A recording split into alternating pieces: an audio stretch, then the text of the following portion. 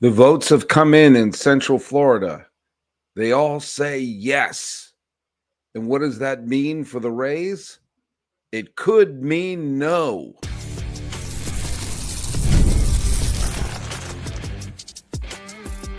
You are Locked On MLB, your daily MLB podcast. Part of the Locked On Podcast Network, your team every day.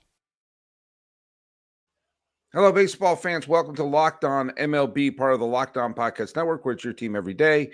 This is the daily podcast. We talk about all of Major League Baseball. I'm your host, Paul Francis Sullivan. Please call me Sully. Follow us at Locked On MLB Pods on Twitter or whatever it's called now, and on Instagram. I'm your pal Sully. I'm at Sully Baseball on Blue Sky, Sully Baseball Podcast on Instagram. And the college football playoff is here, and don't wait to miss a moment of the action.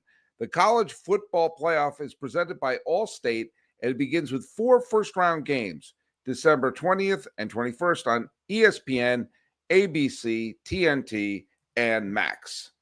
I don't like can I go off script for a second and talk about something that isn't baseball? I'll get to believe me, we're talking baseball today. I don't like the fact that there's a college football playoff. It misses the point of having bowl games on now. The bowl games are here. So in this period of time, from late December to the beginning of January, when a lot of people are spending time with family and coming home, and they need a game on every day. They need something on to distract us from the inevitable left-right political thing, atheist Christian argument, whatever is going on. Well, put on a game. And it doesn't matter if it's the College of Broken Dreams versus Psychotic State University in the Mazda Toilet Bowl. Just turn a game on. And for a bunch of people, it's, hey, we're living in Pullman, Washington, and we're going to go down to Texas to see the Yard Sale Bowl in El Paso in a nice warm place, and it becomes a little trip everyone can take. I think we don't need to. It was fine. Why do we need a playoff like that? I don't know. I don't know a single college football player, so why should I talk? But that's one of the great things about baseball is throughout the summertime, there's a game on every day. And chances are it's your team. But let's get down to something that's been going on in the news, and that is the Rays stadium situation, which, as I've said, is a very different situation than the Oakland A's situation. Right now, we know the A's and the Rays are going to be playing in minor league stadiums for the 2025 season. The A's, because their owner is a liar, a swindler, and realize the only way he can get revenue sharing is if he moved into a new stadium, and that stadium in Sacramento fit the bill, and that way he can still take other people's money, and they're forcing him to sign players, otherwise grievances will be just sell the team, John Fisher. What the hell's the matter with you? I'll never understand billionaires who go out of their lives to make people miserable. You've already won. You have more money than your great-grandchildren can spend. Go relax on a beach. And this guy didn't even Fisher didn't even earn his $1 billion. He was a billionaire with a pacifier in his mouth. But the Rays situation is much different. The Rays situation obviously involved a natural disaster, but it also shows you that you have to, if there's a problem, kicking the can down the road doesn't help because things happen. I've been doing this podcast, the Locked On MLB, since 2019. Okay. I started the Old Sully Baseball podcast in 2012. So I've essentially been baseball podcasting for a dozen years. And one of the stories that we would talk about back in 2012 was about baseball needs to do something about the stadium situation in Oakland and in Tampa Bay. That was in 2012. That was in Obama's first term. Okay. The shortstop for the Yankees was Derek Jeter. And the discussion was, the A's, this is not sustainable in the Oakland Coliseum. We've known that. And the situation, they built the stadium in the wrong place in Tampa Bay. So here we go a dozen years later, and we're still dealing with it, and now the chickens have come home to roost. So no one could have predicted the hurricane, but we could predict that a stadium situation should have been found a while ago for both of these teams. And here we are. Well, a couple of votes have come in, and they're on the surface, it looks like a positive thing for this proposed new St. Petersburg Stadium. That Pinellas, that there was an agreement that was made in the summertime that Pinellas County was going to throw in some public money. The city of St. Petersburg was going to throw in some public money. And the owner of the Tampa Bay Rays was going to throw in some money as well, Stuart Sternberg. And the roof came off of the Trop. The Trop is now, they're not going to play in it. That the last game has been played in the Trop. I will go to FanDuel and bet on that. And Sternberg has been a little, how do we say this? There's been little trial balloons of insecurity. Oh, it's going to cost more than we thought. Oh, it's going to be unattainable. Oh, I'm not sure what we're going to do. So Pinellas County and St. Petersburg put it to a vote. Said, are we approving this? Are we approving this? Are we approving what we agreed to do? Yes, yes. And the thing that gets me worried is the tone of the yes votes, the tone of Pinellas County agreeing to pay the money that they agreed to pay, and St. Petersburg agreeing to pay their money for the project, is the undercurrent from the people who voted yes, saying, all right, we want to throw it in their court to see if they're for real, as if they're calling the Rays bluff. And we're already starting to see a little uneasiness coming from Stuart Sternberg and the rest of the Rays organization, as they've been very passive-aggressive in their responses. And when the response isn't, hooray for this, we finally are going to have a situation here, it shows me that they're looking to get out.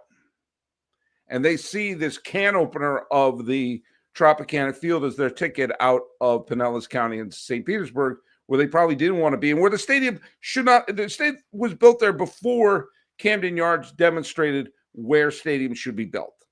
It was a mistake to build it there because the Rays have a big audience. Their television ratings are terrific. And we see Tampa Bay, the sports region, and downtown Tampa and everything. They support the Lightning, they support the Bucks, but the Rays are playing way out in St. Petersburg, Florida, which might as well be St. Petersburg, Russia. And the whole time since 1998, when the Rays were formed and the attendance issues have become a big kind of embarrassing thing, all I've been hearing is the location was wrong, the location was wrong, the location was wrong. Fine, build it in Tampa Bay. Build it in Ybor City. Go find the right place to build it. We've only known about this since Clinton was in office. So if you kick the can down the road, something bad can happen, like a hurricane. And here we go. And it's telling that the people who are in the business with the featured players are talking in a way as if they say, we don't trust Sternberg. One person said he voted yes, not because he believes in Sternberg, but because he believes in Rob Manfred. Yikes. When Rob Manfred is the one that you think, oh, yeah, at least he's a straight shooter. That makes me feel when the people who are the front row seat, who are sitting back saying, fine, we agree. How about you? It sounds like they're calling a bluff. When the people who are in the trenches, and not me reading the reports and everything like that, the ones in the trenches are going like, yeah, let's, sure, we agree. How about you? What are you doing about this?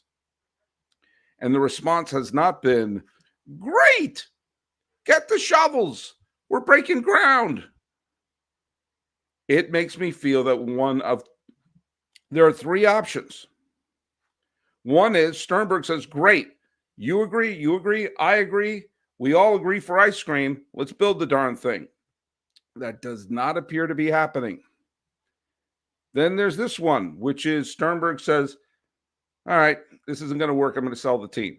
And it sounds like a lot of people in Pinellas County and in the city of St. Petersburg are saying, yeah, sell the team. Sell the team to someone who wants to do work with us. And then there's the other one. Notice it's the middle finger. And that is they move. And I have made it very clear on this podcast. And when I was the long-term guest host on Locked On A's, I am not cavalier about moving a franchise. I do think baseball can be successful in Central Florida. I've said that over and over again. I've been supportive of Floridian fans since I started this damn podcast, and before then too. But this is a situation, the extreme kind of situation where if they're not building this stadium, like shovel in the ground now, then we honestly have to say, you know what? I think moving the team might be the only solution. Not because the fans of Tampa Bay don't deserve a team, but because Major League Baseball can't afford this for what looks like it's going to be quite a long time. All right, let's hear from our good friends over at Rocket Money. Hey, do you ever find yourself getting a subscription to this and a subscription to that, and eventually you lose track of all the subscriptions you have? Or, hey, there's no fee for the first month, and then all of a sudden, how many of these things am I paying for? Rocket Money can help you out there. Rocket Money can help you find subscriptions you forgot about. Or those, well, I'll cancel that eventually. Whoops. I've had a couple of subscriptions in my life going, what is that? Oh, my God. I forgot all about that. Am I still paying for that? And it may not be much, but if you got a bunch of $10 here, $15 there, they add up. And Rocket Money can make it so easy to track them down. It's like having a personal assistant for your finances. Rocket Money is a personal finance app that helps you find and cancel unwanted subscriptions, monitors your spending, and helps lower your bills so you can grow your savings. It brings everything together in one place, whether it's subscriptions, your spending habits, or even the goals you want to hit. Rocket Money has over 5 million users, saved a total of 500 million in canceled subscriptions, saving members up to $740 a year when using all the app's premium features. So cancel your unwanted subscriptions and reach your financial goals faster with Rocket Money. Go to rocketmoney.com/lockedon today. That's rocketmoney.com/lockedon. rocketmoney.com/lockedon. Hey, why don't we hear from our good friends over at SelectQuote? The World Series, Super Bowl, the Olympics, the world's top athletes get to play in these top-level sporting events thanks to one thing, teamwork. And teamwork can also protect your financial legacy and your family's future. SelectQuote's licensed insurance agents are the perfect teammates when shopping for customized, affordable life insurance. They can find you the right policy to keep your financial legacy safely in your family's end zone. And SelectQuote is one of America's leading insurance brokers with nearly 40 years of experience, helping over 2 million customers find over $700 billion in coverage since 1985. Other life insurance brokers offering personal one-size-fits-all policies that may cost you more and cover you less, while SelectQuote's licensed insurance agents work for you to tailor a life insurance policy for your individual needs in as little as 15 minutes. You can invest so much time to take care of yourself and to be the healthiest, best version of you. SelectQuote's exclusive policies can reward that effort. If you're in good health, they work with carriers that could get you same-day coverage for up to $5 million. No medical exam required.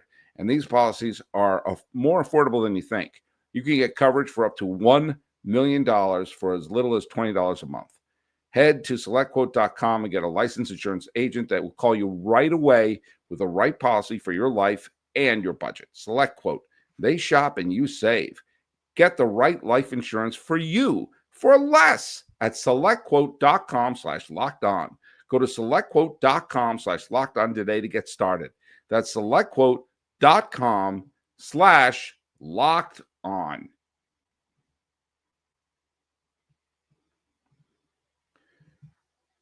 I've mentioned this before, but it's staring us right in the face now. You know, there's been a decade and a half at least to try to come up with a solution for this problem. And all of Major League Baseball is lining up, trying to wait for the next expansion which baseball is ripe for expansion, but you can't do it with two teams. Right now I'm looking nostalgically back to the Rays and the A's in Tropicana Field in the Oakland Coliseum. I made a joke back in 2019 when the Rays and the A's played each other in the wild card game. The winner of this gets a stadium. That was 5 years ago. Okay? 5 years ago, we all knew this has been, oh my God, they're still playing these awful stadiums. Well, now they're not playing these awful stadiums. They're playing in minor league stadiums. The A's are a different situation, completely different situation. And if we had a commissioner of baseball, we would have avoided that situation. There's not a reason in hell they're playing in Sacramento this year. But they are. This situation with the Rays, let's just say that the Pinellas County and St. Petersberg city councils were correct, that Stuart Sternberg's not going to work with them. That's why they called the bluff. Well, if that's the case, that means no new stadium's going to be built on that prime land in St. Petersburg. And, okay, they should build a stadium in downtown Tampa. Next year's 2025. We all know the Rays are playing in a minor league stadium, George Steinbrenner Field, in the 2025 season. It's a terrible situation, but you can't blame anyone for that. They had to come up with a solution. All right. But how long will it take to build a new stadium? If it's not, it's bad enough that it's going to be at least 3 years. If everything went right with the St. Petersburg situation, they're going to break ground in 2025. It's going to take at least 3 years to build the damn park. And there isn't a way in hell that you got 25, 26, 27. If everything went right, 2028 is when they're going into the new Rays ballpark. That's 3 years playing in George Steinbrenner Field. Okay, it looks like, and people, the former mayor of St. Petersburg even said this deal is going to fall apart. If it falls apart, and boy, oh boy, it looks like it's about to, then the Rays are going to be playing at least 5 years in a minor league ballpark. 5. It'll be 2030 at best, because you're starting from square one. And after decades, literally decades of realizing they have to do something about this stadium, they're somehow at square one. If they say, oh, we're going to build it downtown Tampa, where? What's the design? How's it going to be paid for? Maybe you've noticed this doesn't happen quickly. I've said this before, I said this again. I do not want to move teams, but this is a situation where for the good of baseball, you may have to. And keep in mind, there will be an expansion in baseball, and maybe baseball will expand back into Tampa, and this time they'll put a stadium in the right place. Or maybe they'll expand into Orlando and sort of try to tap into that Central Florida market. I don't know, and neither do you, but they can't have two Major League Baseball teams floating around minor league stadiums for the rest of the decade, and that's what we're looking at. Fisher isn't going to pay any money for the Vegas stadium. You know that. That's now a team's going to wind up in Vegas, but is it going to be the A's? Who knows? It might be the Rays for all we know. That'd be the weirdest thing. Well, the Rays may wind up moving to Las Vegas. But as I've said before, because baseball has moved away from multipurpose stadium, there's not a lot of places to put a team. But you can't have, if it's not going to work in St. Petersburg, then the Rays have to be playing in at least some semblance of a major league stadium in 2026. You can't have it just be in perpetuity. You can't say, well, for the next 5 years, they're going to be floating around, because you also then can't expand. Now, I said there's only 4 places where you could put a Major League Baseball team in 2026. 4. The New Orleans, the Louisiana Superdome, or whatever the hell it, I'm sure it's called like the SpaghettiOs Dome or something. I don't know what the hell these places are called anymore. So you know what I'm talking about. It's like Twitter. You know what I'm talking about. The Louisiana Superdome can be configured to baseball. None of these are ideal situations, but neither is playing in a minor league ballpark. I just hit my computer. Superdome, did I mention that? Can be configured to be a baseball stadium. The San Antonio Alamo Dome. It's not great. It's better than playing in Steinbrenner Field. The stadium in Omaha, where they play the College Baseball World Series. And baseball would be the first team in Omaha. It would be the first major league franchise since the Kings used to split time there with Kansas City. They'd be the first one in there. Lots of corporate money in Omaha. There'd be possibly a big fan base. I don't know. It's better than playing in a minor league ballpark. And then outside chance of Montreal in La Stade Olympique for a few years. Fix that up. You fix it up in 2025, have a team move in there, play a couple of years, and you build Labatt's Park. And then when you expand, maybe you expand back into Central Florida and into Nashville. Boom, boom, and did I mention boom? Are any of those situations ideal? Of course not. But neither is the situation they're in right now. I would love the A's to move back to Oakland. Build the state, have Fisher sell the team to some guy who builds the stadium in the parking lot of the Oakland Coliseum. They play 1 year in Sacramento. It's the weirdest year we've ever had. And then they move back into the Coliseum in 2026, and they open up Rickey Henderson Stadium in 2030, and then they expand and they put a team in Tampa or Orlando and the team in Nashville, and then you have wherever you have Omaha or the Louisiana Superdome or San Antonio or Montreal. Yeah, I know Utah Salt Lake City is bullish, but there's not a state. It's a drawing right now. I was in the Bay Area long enough to see drawing after drawing after drawing for a potential A stadium. You could take all the drawings of all the A stadium renderings and flip it, and it makes a flip book. There's so many of them. I can draw here. I'm going to draw a park right here. I didn't think I would do this, but here's a ballpark, and here's the stadium, and there it is, and there are the lights. There you go. There's my park. There's Sully Park right there. And that's going to be here in Pasadena. You can do a drawing. That's not what we're talking about, is it? And if it's not going to be a stadium, then they have to come up with a solution right now, like 2026, because they can't do this. This will absolutely torpedo so many things in Major League Baseball. The NFL playoffs are almost here, but it's not too late to get in on the regular season action with FanDuel, America's #1 sportsbook, because right now new customers can finish the season strong with $250 in bonus bets if you win your first $5 bet. Let me tell you something. This is a time when everyone gets into it, and I love to pick up a W, and, I bet on these games as they're going on. And guess what, folks?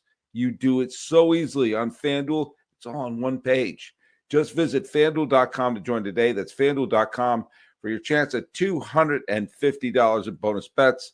Make every moment more with FanDuel, an official sportsbook partner of the NFL.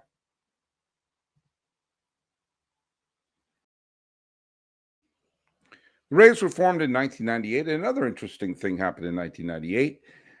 Sammy Sosa helped save baseball. I'll say it. He helped save baseball. He and Mark McGwire. I witnessed it. You witnessed it. Well, for those of us who remember the 1994 strike and the absolute devastation that did for the popularity of the sport, and people claiming they would never watch it again, people claim this and people claim that. I was never one of those people. I was there opening day in 1995 at Yankee Stadium. Why? Because I missed baseball and I wanted to see baseball. And there were so many people I know were like, oh, you're supporting them and you're saying that it was okay. I'm not saying it's okay. I'm saying I'm not going to deprive myself of happiness.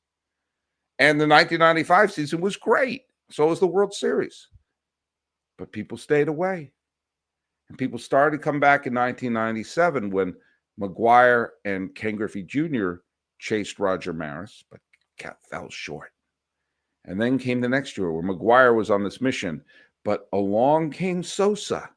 Sosa, who was a fine player, to be sure, but Sammy Sosa on the Cubs made it a two-person race. And Sammy Sosa was a wonderful contrast to Mark McGwire.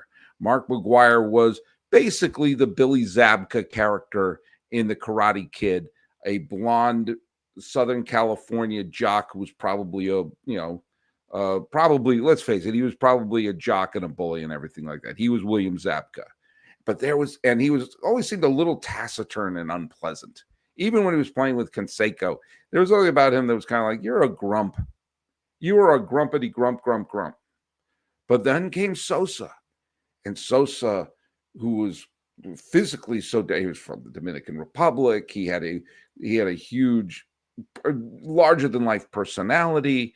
He was fun. He was laughing. He was enjoying life. And he broke McGwire out of his shell. And suddenly McGwire was having fun. And the whole idea when Maris chased the record of Babe Ruth's single season record, he was doing it with Mantle. But everyone wanted Mantle to win because he was the homegrown Yankee superstar. And Maris was a recently acquired player from the A's. And when the A's and the Yankees were committing collusion in the 50s and 60s, they wanted to have Mantle do it, not this freeloader. I'm sure they were happy that Maris was playing well, but no, Mantle was the hero. But then Mantle got hurt. Maris passed him. And Maris, there was a certain joylessness of Roger Maris. And even Maris said his baseball career would be a lot more fun if he didn't hit those 61 home runs. Well, Sosa broke McGwire out of his shell, and everybody was into it. I remember the night that McGwire passed Maris was in September of 1998, and I was doing a comedy show that night at the Gotham Comedy Club in New York. And they had the television going on in the area downstairs where the comics would hang out before the show. And I was there with my friend Dana Eagle, who, by the way, if you don't know Dana Eagle, she is a terrific stand-up comic who you should follow. And she's not even a big baseball fan, but the two of us jumped up and we gave each other a huge hug. And Chris Mazzilli, I don't think he was a relation to Lee Mazzilli, was the guy who ran the Gotham Comedy Club at the time. And he ran down there, heard us jumping up and down and said, don't reference this on stage, because if the audience found out that McGwire hit the home run, they'll want to leave the show. Remember, this is pre-cell phone. This is pre-cell phone. But so many people who vowed to never watch baseball again were super into the Sammy Sosa, Mark McGwire chase. And think about if the rule is 7. If you were born in the early 90s, maybe your first ever baseball memory is the McGwire-Sosa chase. So many people became baseball fans because of that. And the game was saved, and the popularity skyrocketed, and attendance skyrocketed, and television ratings went up, and interest went up in baseball. Was McGwire taking PEDs? Yes. Was Sosa taking PEDs? Yes. Have any of the teams returned the money? No. Were they breaking the rules? Technically, not really. I mean, there were steroid rules, but they were they were kind of Nerf rules. They didn't have any bite to them. Was it morally wrong? Yeah, probably. Is Blame It on the Rain by Milli Vanilli a fun song? You bet it is. Did they really sing it? Not really. Still a fun song. Now, Sosa is not in the Hall of Fame, even though he is a 600 home run hitter and, did all the things that all the stats and everything, and helped save the game of baseball. He was on the ballot 10 times. He peaked at 18. He will eventually be in the Hall of Fame. Now, he had a bad falling out with the Cubs in 2004. Things ended badly, for the team who he basically saved. And there was a falling out, and of course, he became a pariah, as did Mark McGwire. And things started being weird with Sosa. He started obviously bleaching his skin. He looked like Mr. Mxyzptlk from the Superman comics after a little bit. And there was a weird stuff going on there.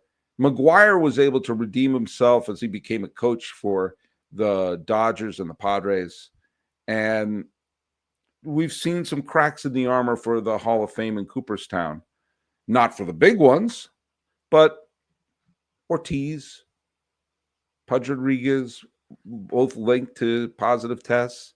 Some other ones that look pretty obvious. Well, Sammy Sosa today said in a press release, basically, yeah, I did PEDs. He said he did to stay healthy and to be strong for 162 game season, which I'm guessing is the main reason most of them did it. And did a sort of, oh, now I realize it was wrong. Yeah, you realize that. And there was a little bit of a wishy-washy apology, but it was at least him coming out and saying, hey, I did it. Yeah, it was the wrong thing to do. But I love the Cubs and I love the Cub fans. And the Cubs organization said, welcome back. And why not? Is he going to be in the Hall of Fame? Yeah, eventually. Eventually, they'll all be in there. A-Rod will be. Bonds will be. Manny Ramirez will be. Rafael Palmeiro will be. McGwire and Sosa will be. Do you know why? And Roger Clemens will be. Because they put up great numbers. And in that era, they were the best players. And you can't write the history of baseball without some of these people. Was their punishment having their name dragged through the mud and the reputation made lower than whale dung? Probably. The fact that they're going to have to wait probably another generation, and some of them will probably be put in posthumously. Yeah, that's true. That's true. But the fact that the Cubs have basically opened their arms and will welcome back Sammy Sosa, any ill will from leaving the ballpark early in 2004, that's in the past.